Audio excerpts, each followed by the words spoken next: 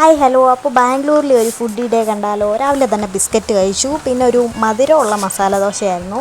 പിന്നെ ഇത് അവിടുത്തെ ഒരേ ഒരു നല്ല ഒരു മലയാളി റെസ്റ്റോറൻ്റാണ്. എനിക്കിത് ഭയങ്കര ഇഷ്ടമാണ്. കാരണം ഞങ്ങളിപ്പോൾ ഒരു 6-7 തവണയെങ്കിലും ബാംഗ്ലൂർ പോയിട്ടുണ്ട്. ആ 7 തവണയും കയറിയിട്ടുള്ള ഒരേ ഒരു റെസ്റ്റോറൻറ്റ് ഇത് മാത്രമാണ്.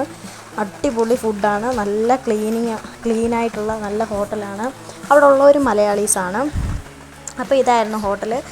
അവിടുന്ന് ഞാൻ ട്രൈ ചെയ്യുന്നത് എപ്പോഴും ബീഫ് ബിരിയാണിയാണ്. അവിടുത്തെ ബീഫ് ബിരിയാണി അടിപൊളിയാണ്.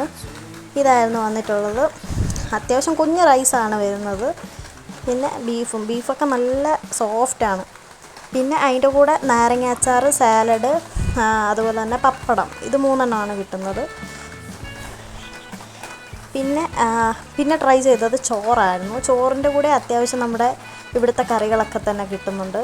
കൂടെ ചമ്മന്തി ഉണ്ട്, അങ്ങനെയുള്ള കുറച്ച് ഐറ്റംസ് ഉണ്ടായിരുന്നു. പിന്നെ ട്രൈ ചെയ്തത് ബീഫ് ഫ്രൈ ആണ്. ഇത് അടിപൊളി ടേസ്റ്റാണ്.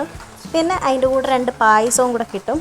പിന്നെ ഉച്ച കഴിഞ്ഞപ്പോൾ ഞങ്ങൾ വന്നത് ഈ പൊറോട്ടയും മീൻകറിയുടെ കഴിക്കാനാണ്. മീൻകറി ഒരു രക്ഷയില്ല. കാരണം തലേദിവസം നല്ല പുളിയൊക്കെ ഇട്ട് വെച്ചിട്ടുള്ള മീൻകറിയാണ്. ഭയങ്കര ടേസ്റ്റ്. ഇത് ചൂരക്കറിയാണ്.